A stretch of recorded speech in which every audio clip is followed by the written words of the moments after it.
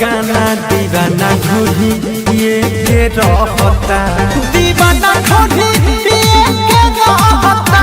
दीवाना ढूढ़ी ये के रहता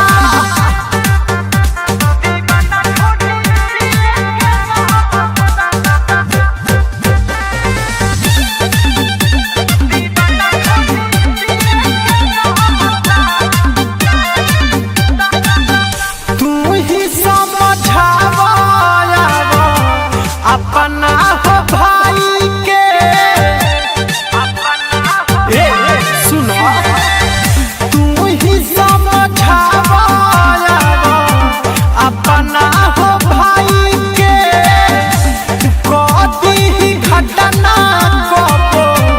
मौका पाई के बात में न दो सदी अपना लुगाई के बुझी ना दान पावे आफते में जान पावे बुझी ना दान पावे आफते में जान पावे जहिया से सुनो ले बगाना दीवाना ढूढ़ी ये के रहता दीवाना ढूढ़ी ये के रहता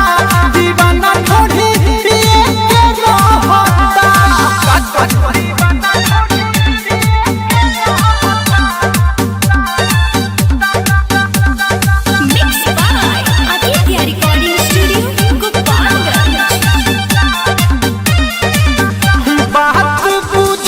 समथ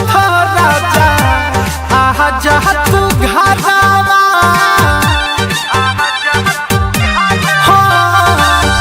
बात पूछत समथ राजा आहा जहा तू घरावा ना तो कुछ बड़ा बड़ा कदी दीपक देवरावा ना तो कुछ बड़ा बड़ा कदी प्रिंस देवरावा एमे काहे बड़े दिही देवरा के चटे दिही सुनो